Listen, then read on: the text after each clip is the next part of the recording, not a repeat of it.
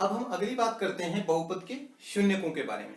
शून्यक, शून्यक शब्द का अर्थ आपको मैं समझा दूं। शून्यक का अर्थ है शून्य प्लस क। जैसे आप हिंदी में संधि विच्छेद पढ़ते हैं, फिर वही बात आती है कि जैसे लेखक लेखन का कार्य करने वाला, पाठक पढ़ने का काम करने वाला, धावक दौड़ने का काम करने वाला। तो इसी प्रकार से शून्यक का अर्थ है शून्य करने वाला, अर्थात एक ऐसी संख्या या एक ऐसा अचर, ऐसा कांस्टेंट जो किसी बहुपद को शून्य कर दे, उसे हम उस बहुपद का शून्यक बोलते हैं। जैसे मैंने यहां पे एक एग्जांपल लिया है, px equal to 2x minus 6। एक बहुपद ले लिया मैंने 2x माइनस 6, रैखिक बहुपद है, आपको बताया था अभी। px इसको मैंने नाम दे दिया। अगर मैं यहां x की वैल्यू 3 रखता हूं, x की जगह अगर मैं 3 पुट करता हूं, तो क्या होता है 2 into x 2 into 3 minus 6, 2 into 3 6 minus 6 0 हो गई। इसका मतलब इसको 0 किसने किया? इसको 0 किया 3 ने, तो 3 जो है इसका एक शून्यक है। ऐसे ही मैंने एक द्विघात बहुपद का उदाहरण लिया यहां पर, px equal to x square plus 6x plus 8, और इसमें मैंने x की जगह -4 रखा। -4 रखने से क्या देखा मैंने कि ये सारा सॉल्व करके आप इसको कर लीजिएगा, -4 का स्क्वायर 6 गुना -4 प्लस 8, इसको जब आप सॉल्व करेंगे तो 0 आ गया। इसका मतलब x को मैंने 4 पुट किया तो ये बहुपद शून्य हो गया। इसको शून्य किसने किया? -4 ने किया।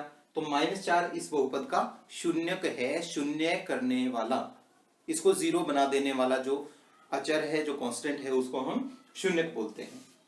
तो शून्य का अर्थ क्या हुआ? यदि px कोई बहुपद है और pa 0 हो जाए, कहने का मतलब x की जगह a पुट करने से उस बहुपद की वैल्यू 0 हो जाए, तो हम कहेंगे कि a उस px का शून्यक है, क्योंकि a रखने से वो शून्य हो गया।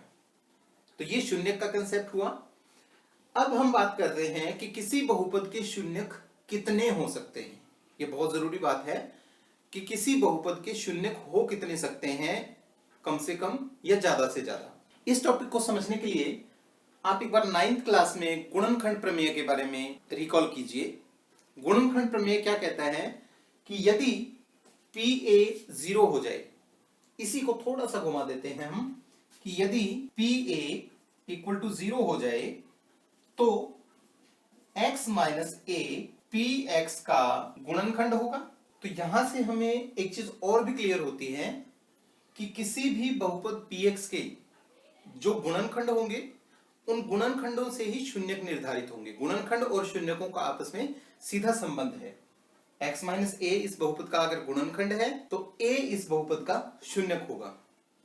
तो जितने किसी बहुपद के गुणनखंड बना सकते हैं हम, उतने ही उसके शून्यक निकल सकते हैं।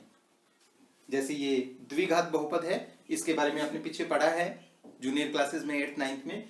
आप इसके गुणनखंड करते थे। कितने गुणनखंड कर सकते हैं आप? इसकी 2 घात है, इसलिए आप इसके ज्यादा से ज्यादा 2 गुणनखंड कर सकते हैं। अब 2 गुणनखंड होंगे इसके, 2 गुणनखंड का अर्थ है कि इसके शून्यक भी 2 होंगे।